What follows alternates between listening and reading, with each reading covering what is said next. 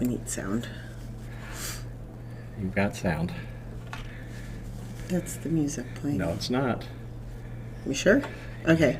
Oh, there it is. Okay, sorry. I know what I'm doing sometimes. Sometimes, just today. So, welcome to A Mirror Darkly, Unbridled Inquiry. This is Robin. I'm Ruth. Oreo's back. Luca is not with us today. And we are talking about screens versus text. Right. So, people like to read actual books and don't like it on a screen. Some people prefer screens to books. Some people go between the two. And that's what we're going to talk about today. Yes. So if you have any questions or comments, please post them in the comments on YouTube or Facebook, whichever way that you're watching it. I do have a cold, so I apologize for wiping my nose.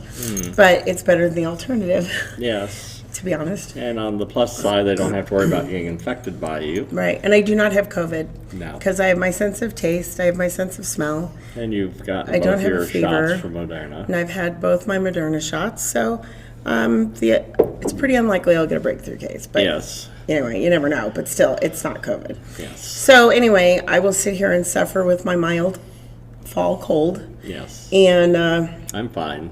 yep. Aside from a little asthma now and again. Yes. Because of all the smoke in the air this past week. Yes. That did not help.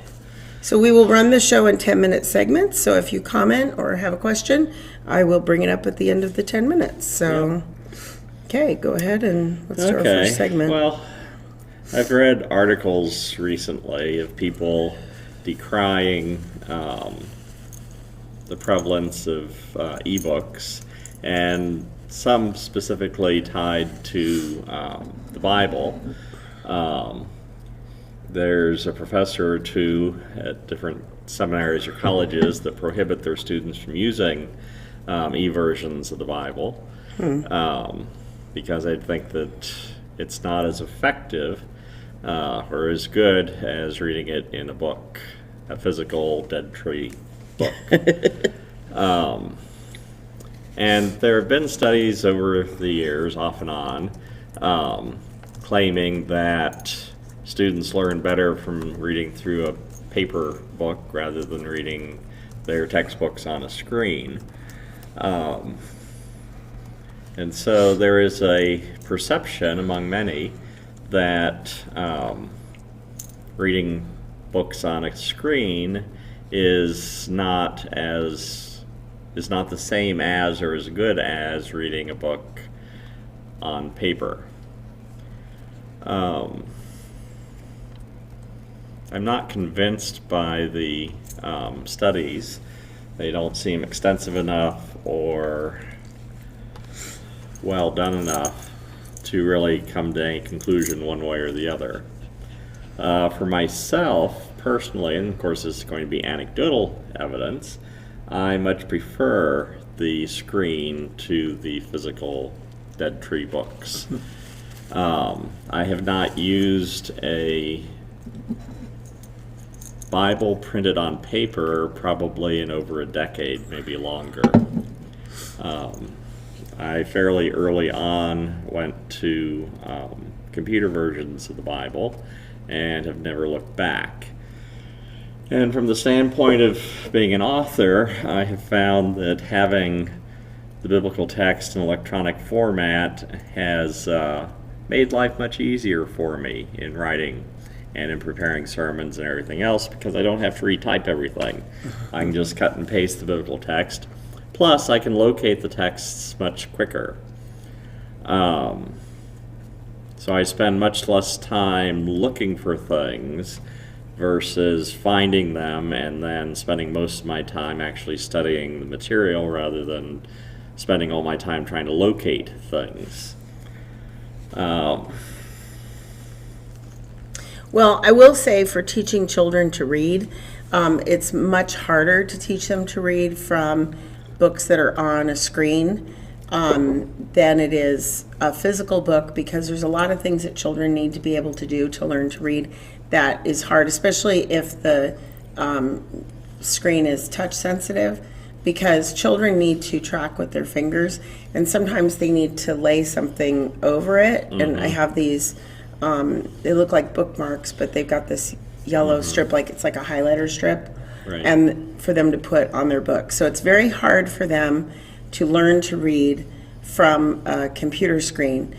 For that, it's like the actual physical part of the reading process, which as an adult, generally, unless you're not a real proficient reader, those things aren't an issue anymore. But Of course, in that case, it sounds more like it's an issue of the way the technology functions more than well, that would be screen true, because versus- I have this theory about the programs that the publishers use to present the books in digital form. I think that they give the project to like seniors at some technical school and say, here's your senior project. Please develop a way for children to see the reading book on their screens. And it's kind of clunky and awkward, and it's hard to, like, for example, when I'm teaching, because I use all digital books in my room. Occasionally I'll pull pages from like a workbook for my kids to write on. But generally, we do everything digitally in my room. But I teach third grade, so there are very few that are still learning to read, and I have other books they can use for that purpose. But anyway, when I'm teaching from the reading book, like, we'll underline things, like say we're looking at context clues for vocabulary words. And they have a highlight feature, and they have an underline feature, and it's just not really user friendly. Like, my student teacher right now is teaching the reading. Well, he's teaching everything now, but we were going through the stories that he'll be doing next week with the class, and I was like, "Oh, did you draw these lines on here?" He goes, "No." I go, "Oh, those are left over from last year." So if I don't literally go through and erase it, it stays like forever.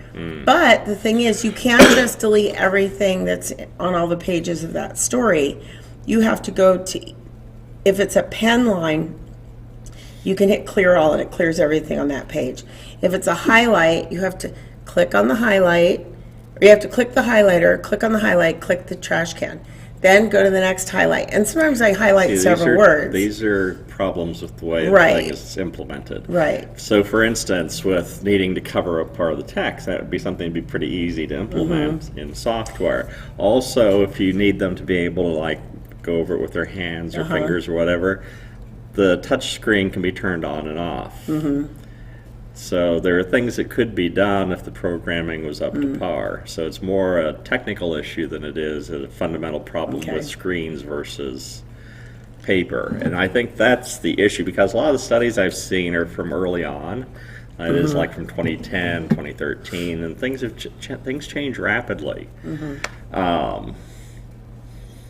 Because one of the things that I notice with people is that they are afraid of change. Which is next week's topic. But this is an aspect of that. That is, Socrates is said to have been concerned about things being written down in book form, because then people wouldn't memorize as much. I'm sure that there was some consternation in moving from scrolls to the codex, which is what modern books are, where you turn pages rather than scrolling and scrolling and scrolling to locate something. Which really, when you're reading on a computer, it's really a scroll. It is really a scroll. Although we turn pages in third grade in our books. But, also in the Kindle you turn pages. Right. So it emulates the codex, but it's not. People have wondered whether or not looking at a physical book and you learn where something is by seeing its location on the page, and that somehow has some memory aspects to it. I'm not convinced that that's the sole way that one can remember where something is, or the only way that you can memorize things. That is, when would that apply? Like, you memorize where something is on a page.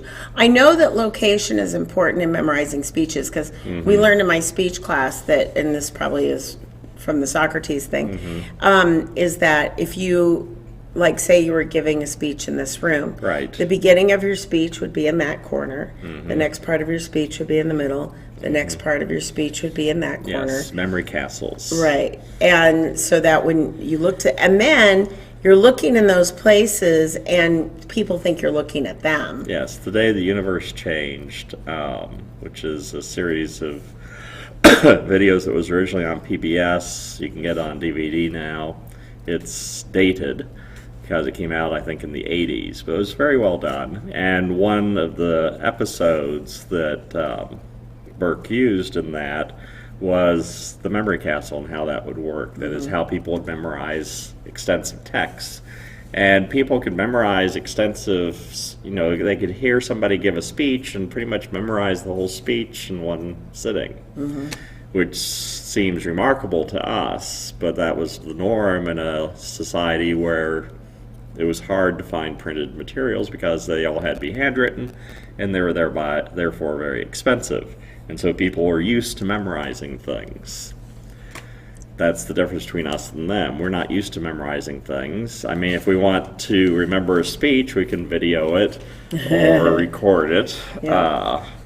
We can find transcripts later and so on. Now, or rewatch the video. Right. One thing that I do the first day of school every year is I spend 1 hour learning my students' names.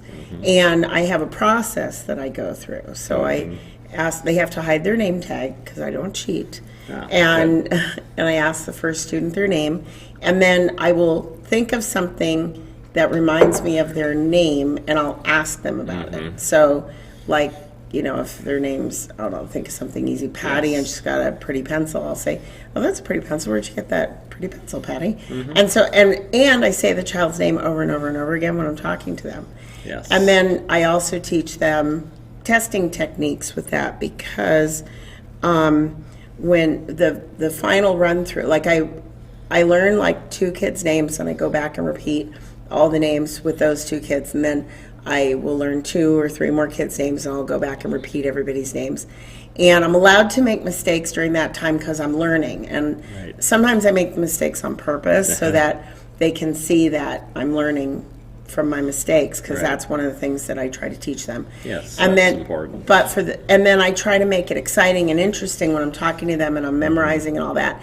And then before I take my test, I calm myself, I take a deep breath, and I focus, and I ask them to be quiet, and I go through about half, maybe a third or a half of the class, and then I go, oh, I'm feeling a little nervous because I'm not sure if I can do all the rest. So I'm going to just take a second to do some deep breathing. And I kind of do, kind of don't need to. I could do it without it, but I'm making the point, right. And so then when I'm done, I said, so what did you notice I did when I was studying your names? And they would say, oh, you'd make up little stories and you would talk to us and repeat our names. I said, that's right. And what I do during the test, you were quiet, you were calm, all that. So they get that for when they test as well. Well, that's important because students, and I saw this when I was in college, a lot of the students have no clue as to how to go about studying or learning something. And so it's good that you're modeling that so that they know how to go about doing it, because it is a skill. And skill anybody can learn, but it's not necessarily self-evident. Like many things, it may be simple and easy, but somebody has to explain it to you so that you understand, oh, that's how it works. Well, it's like watching a magician. Like the trick is all like, wow, that's really amazing. But if he were to slow it down and show you everything and explain it to you, you'd be like, oh, well, that's not that amazing. But that's why they don't tell their secrets. What's interesting, though, even having said that, I don't know if Penn and Teller did a routine where they showed how they did one of their tricks. And first they did the trick, and it's remarkable, and then they showed the process, how they do it. But even seeing how they do it, it's remarkable. Because the skill involved is so high. Because to develop that kind of skill with your hands and everything else, to be able to pull it off, that's not easy. It takes an enormous amount of practice and practice and practice, as well as the fundamental skill underlying it. So. Well, my dad used to call himself a frustrated magician because he had some magic tricks, and he would do it like to present the gospel and stuff, and especially when he'd work with youth. And we would always play with his magic tricks, so we knew how they all worked. But I still keep it a secret to this day. If I see a trick that my dad used to do, then I'd be like, oh, I know how that's done, but I don't tell anybody, Right. because magicians don't tell their secrets. Exactly. But my brother and I used to practice, but my dad didn't have the hours and hours and hours of time that it takes to be an actual magician. Right, and it requires an enormous dedication. But he did pretty well, considering. Yeah. Yeah, it is not an easy thing to do. He also did ventriloquism. My dad dabbled in a lot of Yeah. things. When I was in grade school, I tried to do magician stuff. Oh, really? Yeah, I was never very good at it. I mean, what fourth grader is, but you know, I have Thurston's 400 magic tricks. He was a magician back in the early 20th century, and he wrote this book. It's a red book. I got it from my dad or my grandfather, and it has lots of fairly easy tricks. I practiced them. Never got really good at, but yeah, you learn how to do some of the more easy, simple sorts of things. More complicated ones that you see on TV or whatever, it's remarkable.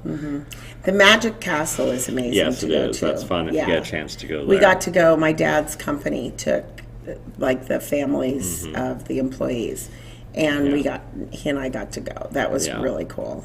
But anyway, the point is that learning how to do research, learning how to study, learning how to take tests, these are things that it would be helpful if people were taught that. And so I'm glad to see that you're doing that. That's good. Because that will help the students as they go on through their schooling to know how to go about learning. Well, and actually, one of our diagnostic tests that we give it three times really, first of the year, middle of the year, and end of the year. And they actually have built-in brain breaks. Right. To stop, close your eyes, deep breathing, and all that kind of stuff. Yeah. So it's something that's pretty universal now. Whereas we used to just teach kids how to bubble stuff in. We didn't worry about their emotional state. It's like, we don't care if you're stressed out. Learn to bubble. But anyway, when it gets back to reading, that is different. People make a big deal. Well, they're doing texting, and it's this mishmash of things, and they're reading little short snippets and that sort of thing, and how awful this is. This coming from people that grew up reading cereal boxes, or signs on the road as they go zooming by. Burma shave. Yes. Or on the way to Vegas, the 10 Commandments. Yes. Did anybody ever turn around on the freeway and go, nope, not going to Vegas because I'll be breaking at least one of those commandments? Yeah, except that gambling isn't one of them. That's true. That is, the Bible has no prohibition on gambling. Yes. Which always shocks people to think of that. It also has no prohibition on drinking alcohol. But anyway. Or for that matter, if they had, the people would have been dehydrated. Yes, they would have been very dehydrated. They would have died. Because water was not potable then. It was hard to find consistently good. Is it potable or potable? I don't know. I've seen it written down. I'm not sure how it's pronounced. Okay, because that's one of the, and it came up this week at school because they had made an announcement that the water at school was that, because they had flushed all the lines because the schools had been shut down. So they flushed all the lines and they've had the water tested and it's fine. I suspect it's potable because it means you can put it in a pot and use it, but I'm not. Well, I wondered about that, but then I thought it's probably some weird Greek or Latin root that means possible. Magic or something. Yeah, I don't know. It's one of those things I see written down, but I don't hear people say, which is one of the downsides of getting most of your education from reading. Potable. Is that you're sometimes not entirely sure how to pronounce certain words because you've never heard anybody say them.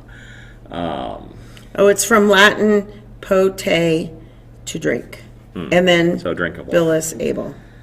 So it doesn't mean it's in a pot, it just means that it's drinkable. Potability, potableness, non-potable, unpotable. Okay. Makes sense. So there you go. Yes, we have all learned something, except for those of you that already knew that. Oh, what the heck? My Facebook is freaking out. Oh. Facebook needs permission to draw over other apps in order to enable this feature. I'll just say not now because I don't know what it wants.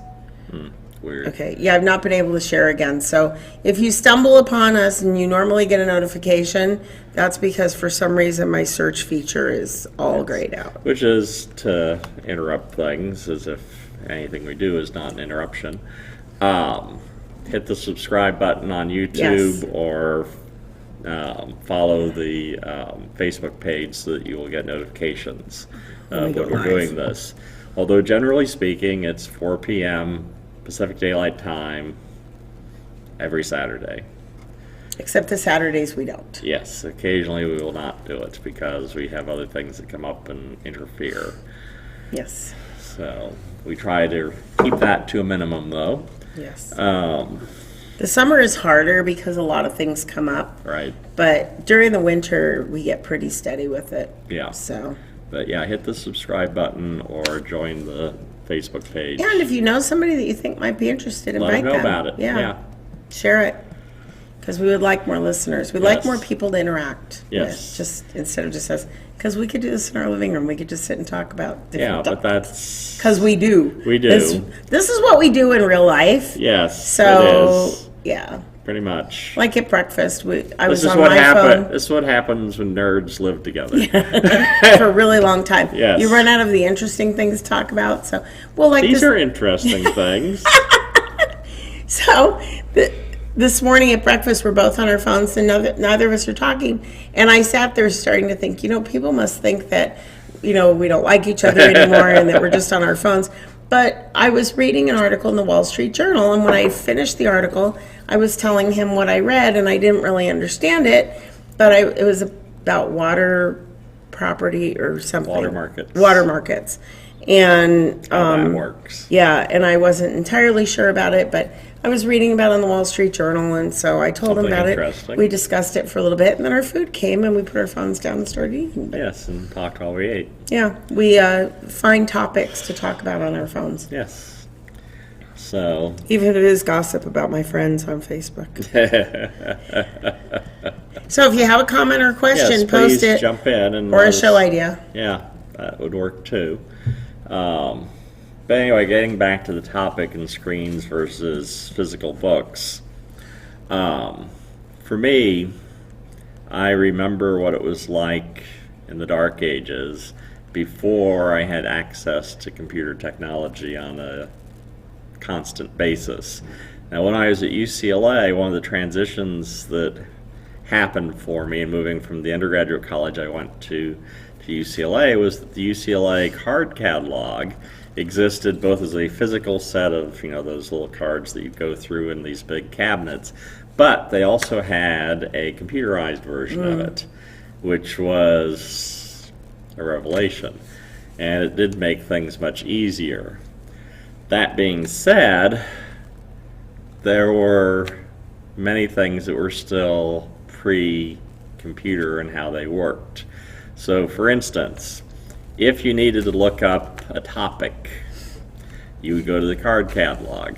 You would write down on paper with a pen or pencil the location of various books that you found that matched that topic.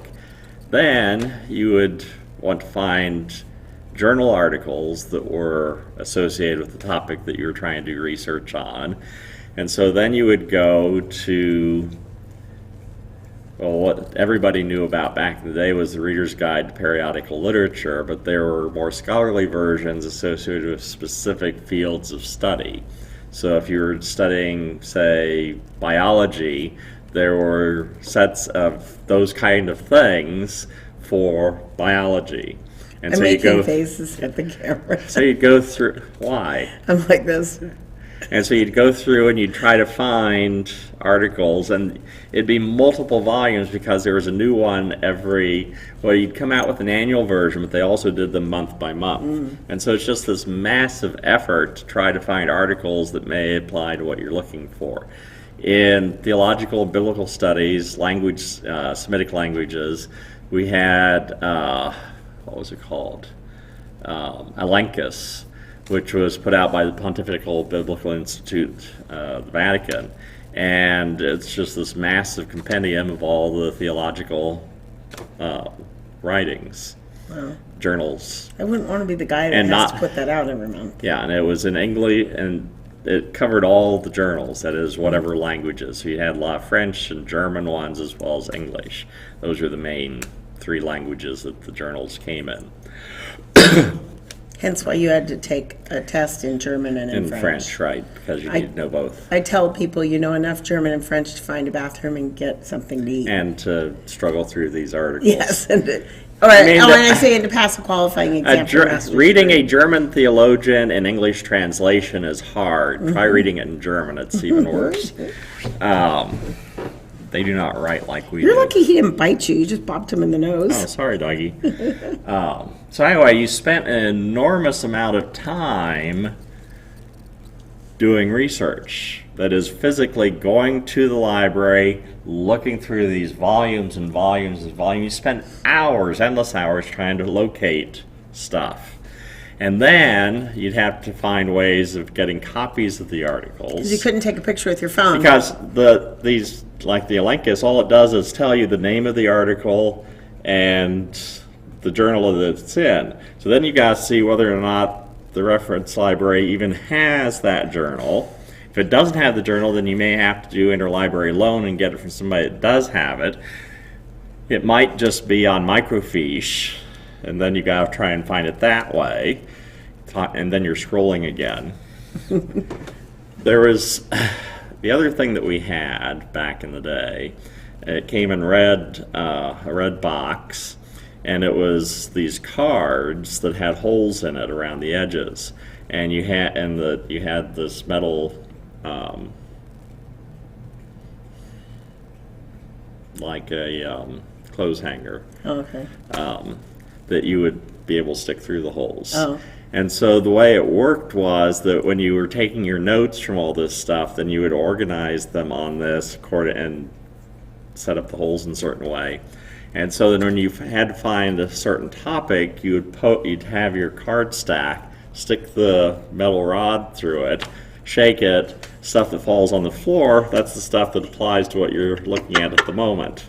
Oh my goodness. It was a nightmare. You cannot imagine. People in the 21st century have no idea the struggle we went through back in those days in the late 20th And now, century. like I want to know if it was potable or potable. You just go, boom. Dictionary on my phone. Yes. Well, what was I looking up before? Yeah, the difference between whole wheat flour and whole wheat pastry flour. Mm-hmm. I was in Albertsons. I didn't have anybody to ask. Right. He's useless on that topic. Yeah, I have no idea. And I found out that whole wheat pastry flour is just a finer grind of it. Oh, okay. So, because I want to make these Weight Watcher pumpkin donuts, but I got to find whole wheat pastry flour where I don't have to buy 500 pounds of it from Amazon. But what if you want lots of donuts? But I want to make sure I like them first. I don't want to have to make donuts. Millions of donuts, yeah. Yes. So I'll see if Whole Wheatery has them. So anyway, in that period of time, you would spend an enormous amount of hours just finding the information. That is, knowing, okay, it's in this journal. Then you'd spend another enormous amount of time locating that journal before you even get a chance to read it and think, oh, well, this doesn't apply after all, which was an awful feeling. Because you went through hours just finding the thing in the first place, then you realize, okay, this doesn't work after all. And so you have a paper due, and you've got to have 15 journal articles. That's a lot of time that you're spending trying to find this. Nowadays, it's quite easy. And it's nice. That is, you do not waste endless hours of your life, years of your life, doing the research. That is just locating the stuff. You can get the stuff instantly, find what works, and then do your analysis. And you can bookmark the pages on your web browser. Right. And you can put it in folders. Yeah. So that when you want to go back to it, you don't have to stick a rod through your computer and see what falls out. Yes. It's a database, it's a way of finding the data that you needed. That is funny. Yeah, it was clever, but yeah. Research via gravitational pull.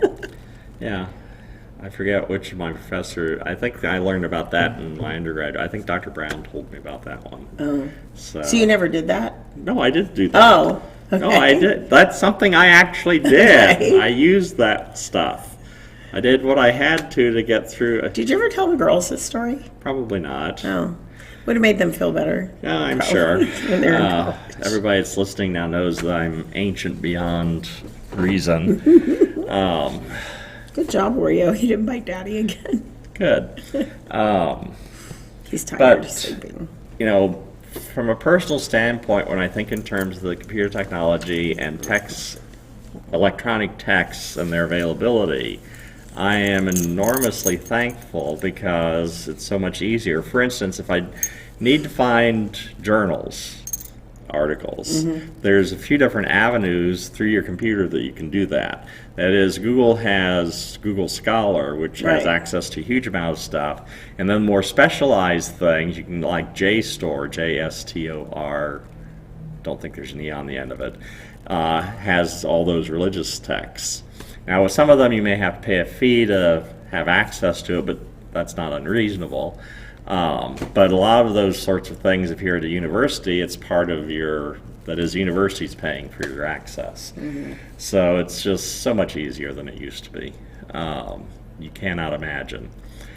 So, how does this help me practically? When I wrote the books, the Bible, or God in A Year with God and A Year with Jesus, my time for producing those books was very, very constrained. I had to write both books, which were over 300 pages long. I had to do each of them within 3 months. I would not have been able to successfully do that if it wasn't for texts that are electronic. It just would not have been possible. Well, and when you did The Bible's Most Fascinating People, looking for the artwork would Yeah, have the been artwork. impossible. Yeah, the artwork. The publisher gave me access to certain stores of artwork, and so I did the searching online, told them what things were useful, and then when Reader's Digest said, no, you can't have any medieval art or Renaissance art that has naked people in it, and so we had to go back and try to find Renaissance art that didn't have naked people in Although if you it. look very close at Adam and Eve. Yes, that is Adam- my or edit. Eve has boobies. Yeah, my London editor was very happy with herself because she was able to slip something by Reader's Digest. I told him we could just buy all the copies and draw little bikinis on her and it would be fine. Yeah.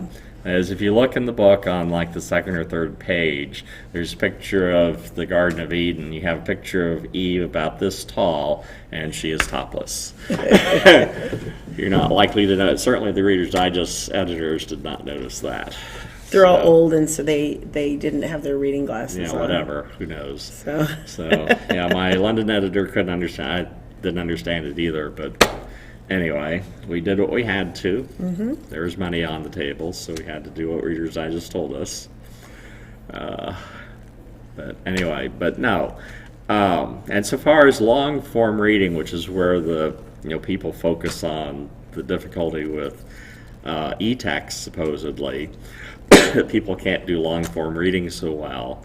I'm not sure that's a new thing. That is, the percentage of people that do buy books and read books has never been the majority of the population.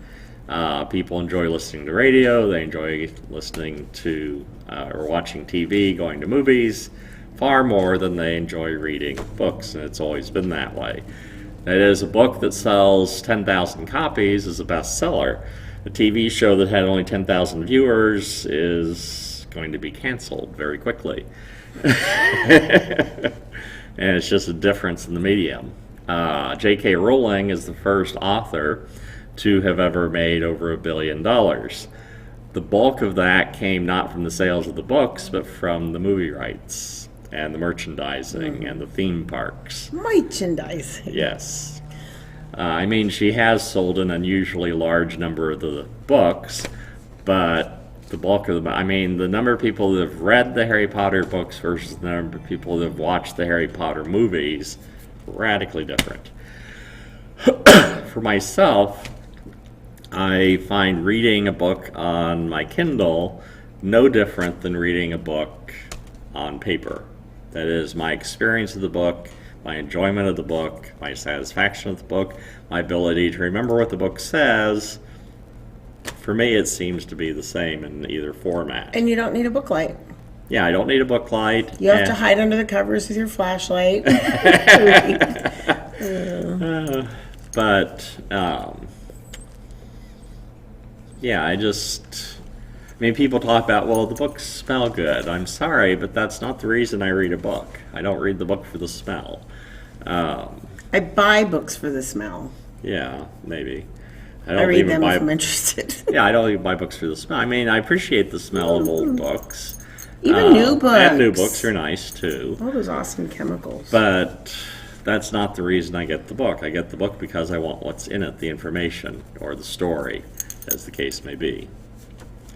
And I will get that into my head the same way, whether it's because, I mean, if you look at the screen on a Kindle, it doesn't look significantly different than on a piece of paper.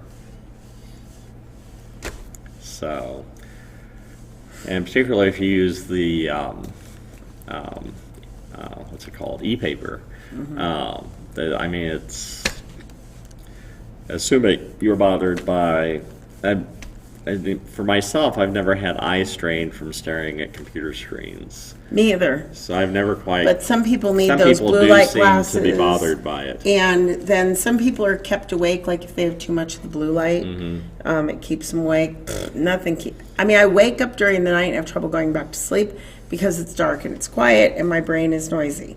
But once I quiet my brain, I can go back to sleep. Yeah. But when I first go to bed, head hits pillow, I'm asleep. Yeah, my optometrist a few years ago actually gave me glasses that had that yellow tint to get rid of. I didn't really notice any difference in how I felt during the year that I had them versus how I felt before or since. I found the yellow tint just kind of annoying, actually, and so I didn't want it anymore after the first year of having it. But yeah, I've never had a problem with computer screens. It doesn't tire my eyes. Nothing tires my eyes, it seems. Except being awake too long. Except being awake too long, yeah. And that may be the issue more than anything else. That is, you just get tired eventually. Right. I think people had tired eyes reading books by candlelight or whatever late at night because you're just getting worn out. Right. You've been doing this for hours and hours and hours, and there's only so much you can do. Eventually you need to sleep. My grandmother used to make me read underneath a light, and I could read like in a pretty dark room. As a matter of fact, my kids like to work in the dark, and they can see really well. It's me that can't see as well. But now that I'm older, I realize it's old lady eyes that makes you need the light, not that your eyes actually need the light. But your lenses get more rigid as you get older. And your pupils don't expand as quickly. Right. And so reading in the dark makes it really hard to see the words. Yeah. So if the print is small enough, I just turn on the flashlight on my phone and look at the other little trick, little life hacks for old age. If you look at it through your camera and stretch it, it can make the words pretty big. So you can also see it that way. Well, see, that's So the other additional light advantage doesn't of help. ebooks is you can change the size of the Yes. font. I tried to get my mother to, I even bought her a Kindle, and that was part of my sales technique and trying to encourage her to read it, is that she could change the size of the font. But she just has trouble with any kind of technology at all, so she never got used to it. But yeah, that's the advantage of e-text. That is, as you get older, and if you can't see as well the small little print, an ebook, you can change the size of the font. And I like that for children because some kids, like when they're not as good at readers, they like the font larger. What's nice is this monster test that we give in the spring, that they do have the option of the line reader where it will highlight the line they're on and then just scroll down, so that how it doesn't block out. They do have a blocking feature. I'm not sure if it's available to all kids or if they assign it to certain kids with certain learning disabilities. But anyway, there is a blocking feature where they can block part of the page. But the problem is the kids forget that they put it there and they think they're done reading, and they're not. It's underneath this block. But anyway, they do have a line reader thing that they can use, and they can also make the font larger. But here's what's interesting, too. One of the things we have to teach the kids, okay, so you know how you have two glasses that are exactly the same amount of ounces, but one's really wide and it's shorter, and one's really narrow, so it's taller, and people think that the taller one holds more water when they're the Hence, same. if you order beer at a restaurant, they give you a little skinny thing because it makes you think you've got more beer than you actually have. Right. So anyway, so we have to show the kids that when you change the font, your doohickey, your little slider thing, gets smaller the bigger the font you make, but still the same amount of text. So what we will do is print out the same exact story, and one where it's enlarged, so it takes like 3 pages, and one where it's really small, where it only takes 1 page. And then they're like, oh, it's the same thing. It's like, yeah. So when the thing gets smaller, don't think you're making the story longer. It's just that it's taking up more space because the letters are big. Yes. It's weird, the stuff that kids don't know, that you have to teach them. Yeah, but that's the case with people in general.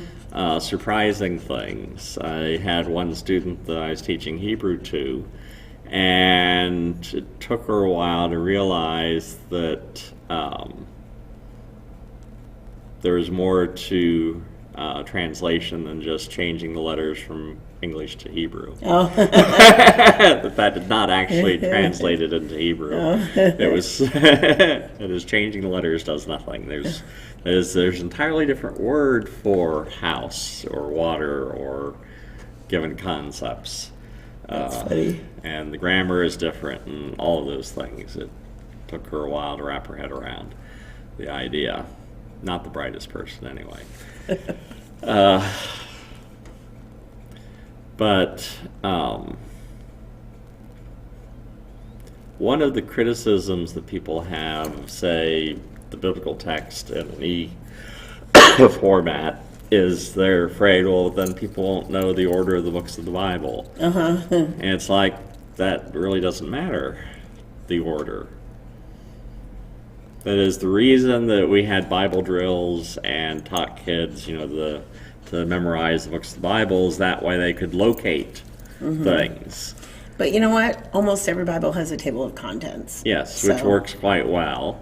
That's old school. With an ebook, you just type in the reference and boom, there you are. Well, and we project the scripture onto the screen. And some people criticize My that dad for the same didn't reason like because that, people right? aren't looking it up. Because he's like, well, people that aren't looking in their Bibles, like, so it's on the screen. It's still the Word of God. Yeah. Oh, and here's an interesting thing too. But in that same respect, my dad always used a King James Schofield to preach from. For one, King James was it came in at the beginning. I don't know if it does. I think it's available in other But translations. then when my dad was first preaching, it only was in KJV. And that's what your dad was used to. Right, but he could tell people it's on page 59 instead of them fussing with their Bibles. But it's like, okay, so you're doing exactly the same thing that we're doing on the screen or with computer Bibles. You're just doing it with the physical Bible. Yes. They don't know where the book of Matthew is, so you tell them look at page 544. Right. If they have it on their phone, they can just type in Matthew, Whatever, whatever, and there you comes. are. And it's quicker, actually, than turning pages trying to locate it. So it's just... And the other thing, too, if you're looking up a passage, say you remember a word or two out of it and you're trying to locate it, well, there were these things called concordances, like Strong's Concordance, which works for the King James. Strong's for the strong, Crudence for the crude. What was the other one? Young. Oh, Young's for the young, yeah. Yeah, they were all King James Version ones. And so you go through and you'd find you'd have to search until you found whatever you're looking for, and then you may or may not actually be able to remember the right words to find it. Today, if you need to find something, you type in a word or two, boom, and you get all the occurrences of those words. It's also not language specific. That is, you would have to get a Strong's Concordance in order to do King James. You have to do something else for NIV, something else for New American Standard, and so on. Publishers didn't mind. They just keep pumping these things out for each translation. Then it got to the point where they were creating the newer concordances by using computers. And of course, if you have e-text, then you don't need the concordance at all. Right. The other thing that we discovered, and this was a few years ago when I was teaching classes, I was teaching, I think it was a Hebrew class, can't remember now for sure which class it was, but we found like 2 or 3 errors in Strong's Concordance. Which is not surprising. I mean, the poor man did it all by hand in the 19th century. With a metal pole. Yeah, with a metal pole. I mean, it's enormous. I mean, he spent a lifetime creating this thing that we can now do in a matter of seconds. But it was by brute force and just keep doing it and doing it a little bit at a time. And he created this wonderful thing, which benefited a lot of people for a generation or two, but they're not necessary anymore. Well, any more than buggy whips are necessary. Right. The thing that I think is interesting is that now the Bible's available for free. Yes. When I went to college, I had a Thompson Chain KJV because that's what my parents gave me to go to college with. So I went to a Christian college and you'd have a Bible. And then when I decided to switch to the NIV, I had to buy an NIV Bible. It was $75 back in the 80s. And for a poor college student, $75 was a lot of money. And it's a really nice Bible. I still have it. But that's a lot of money. So the Bible is more available, more widely available, because it's free now. Right. Anybody can read it. And you can just someone asked me, what verse in the Bible says blah, blah, blah, because apparently they can't Google search. Yeah. So I just put the words into the Google search, and up came a bunch of verses that had something, had those words or something similar, and I just scrolled through them all to find the verse. And every once in a while you'll think, oh, what verse says this? And you just Google it, and it's like, oh, yeah, that's right, that's that verse.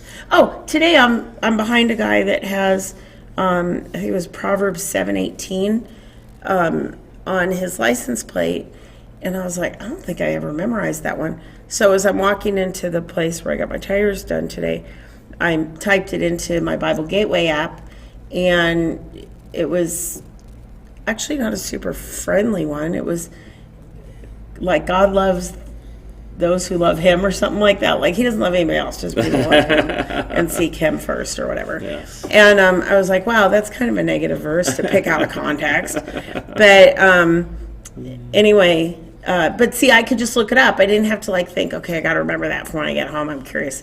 Well, we were driving one day, and there was a sign that had a verse reference on it and nothing else, no context. And so I asked him to look it up really quick as we were driving. So, yeah, super easy to find. Yeah, Google works fine for locating, if you have a word or two that you remember, and boom, it'll come up, or just put in the Bible reference and it'll come up. Or you can have dedicated Bible programs that you use, or Bible Gateway, or any of these things, and there it is. And the materials are free on the web now. Yep. Now, I do have a high-end Bible program that I make use of, because it's gives me all the original language texts and Bible dictionaries and. But that's kind of a specialty. But it's a very specialized sort of thing. But it replaces a whole lot of shelf space. It replaces a lot of shelf space. Like your information I can get. Your Hebraica is really wide. The one that was falling. Do you still have it? Yeah, Where is it? Okay. It's in my office. It's really thick, and the binding is falling apart because he used it so much. Yes. But he doesn't have to lug that around anymore. Yeah, I don't use that anymore. I use my computer.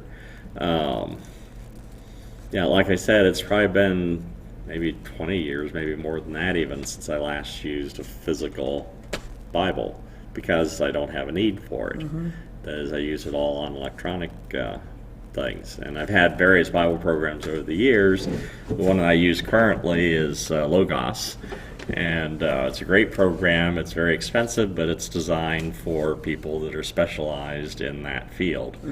It's kind of like if you were a mathematician, you would have, what's the name of the program that they use a lot? Mathematica. Again, it's a high-end program, but it's for specialists. But you can do a lot of the things that you can, more basic things, just using Google. You don't have to buy the high-end programs. But if you're a specialist in the field, then the high-end program is useful. And it gives you tools and ways of searching that you wouldn't be able to find in, say, Bible Gateway. So, for instance, with my Bible program, if I want to find a particular grammatical form, I can do a search on that and it will pop up for me. And you may wonder, well, why would you ever want to do that? Trust me, there are reasons. That's another show or 20. Yeah, take Hebrew and Greek and then you'll understand.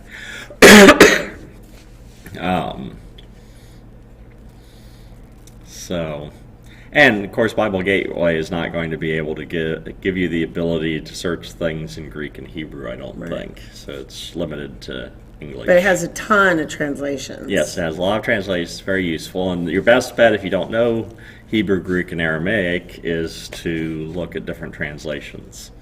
Because then you'll get an idea of the possibilities. That is, any of the translations are perfectly good. You don't really, the only thing that you'll lose in a translation are plays on words. That is, puns, alliteration, things like that, which you just really cannot translate. But you lose that in any translation. But you lose that in any translation of anything. Thankfully, the way poetry works in the Bible, you don't really miss anything in that. Unlike, say, if you're translating Dante's Inferno from medieval Italian into English, you lose rhyme and everything else. Translators don't bother translating the rhymes because you want to focus on what it means. Same thing with Homer's Iliad or Odyssey. Again, the rhyming and the rhythm is gone because you have to make a choice what you're going to retain in your translation. Although you do have the Cat in the Hat in Hebrew, which remarkably maintains all of that. Yeah, the translator of Dr. Seuss's works into Hebrew was a genius. And it's a remarkable job because it still sounds like Dr. Seuss. It is, somehow she was able to capture that rhythm and feel. Dr. Seuss is very, you have parodies of Dr. Seuss things. Somehow she managed to do that with Hebrew, and it's a remarkable feat. Well, it was funny because I was in our staff meeting because it's October is Socktober, and we're collecting socks for, I gotta add that to the announcements, collecting socks for the homeless.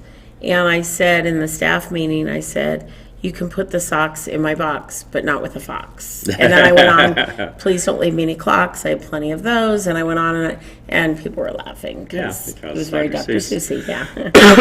Yeah. But if you're interested, if you happen to know Hebrew and you want to get the Dr. Seuss books in Hebrew, they are, last I saw, still available on Amazon. So I know you had a Xeroxed copy of it for years. Yeah, I found the thing in the University Research Library at UCLA on the floor that had lots of Hebrew texts. And who would have thought Dr. Seuss would be there? But there it was, Cat in the Hat by Dr. Seuss. So I pulled it out, went down to the Xerox machines and Xeroxed the thing. Illegally copied I kept it for years. Yes. Well, because how was I going to find such a thing? I bought him his own copies. Yeah, they have this on was Amazon. This was in the dark ages before Amazon existed, before you could easily get foreign language copies of books. So you have other ones too. What else? I've got Green Eggs and Ham, I think, and what's the other one? Is it Redfish, Bluefish? Maybe. Might be. I've got 3 of them. Yeah. Cat in the Hat is one, and then there's 2 all others. the same author? Yeah, same translator. Yeah, she did all of them. She's brilliant.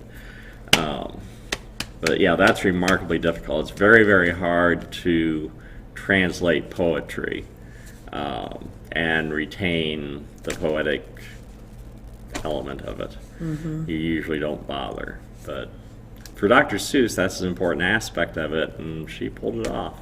It's great. Funny thing is, too, the name Seuss, in English, it's just somebody's name. In Hebrew, the word Seuss is the Hebrew word for horse. So for little kids in Israel, they're reading books by Dr. Horse. Nay, say it isn't true. So, and it's spelled the same way in Hebrew as the word for horse, so that's the only way they would understand it, is it's by Dr. Horse. That's funny. Yeah.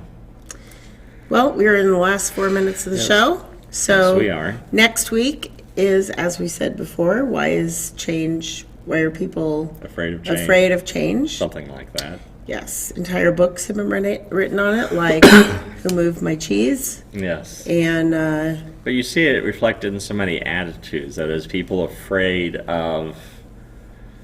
Well, people freak out about social media. They freak out about ebooks. They freak out about, video games. They freaked out about comic books. Every new thing, somehow this is going to undermine society and destroy civilization. And somehow civilization manages to keep puttering along. Because the one thing that is constant is human nature. And so we find ways of adapting the new things to the way we work. That is, cars did not destroy civilization. Airplanes did not destroy civilization. The computer has not destroyed civilization, and so on. In fact, technology usually solves problems.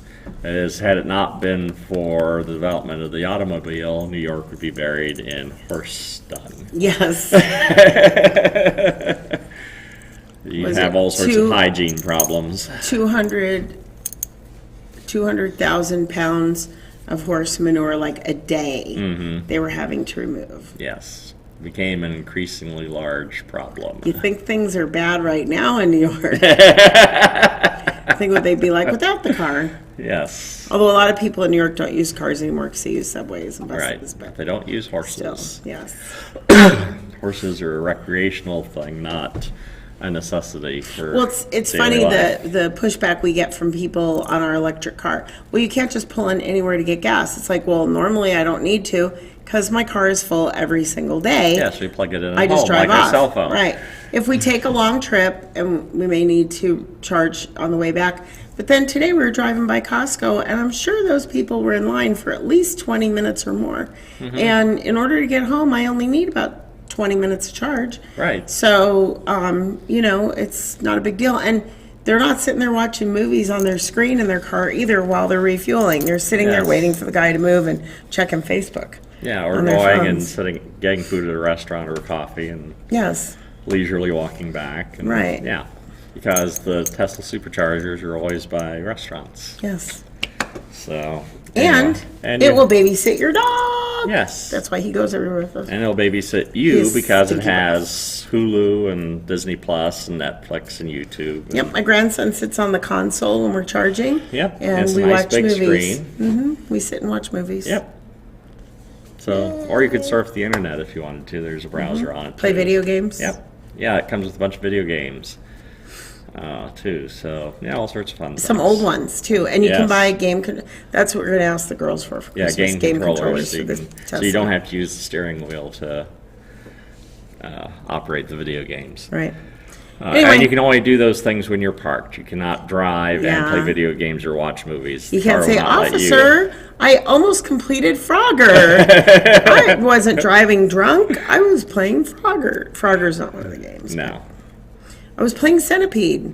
Yes. Not drunk. All right, you guys have a good week. We'll see you next week at 4 o'clock, Lord willing, and the creek don't rise. Yep.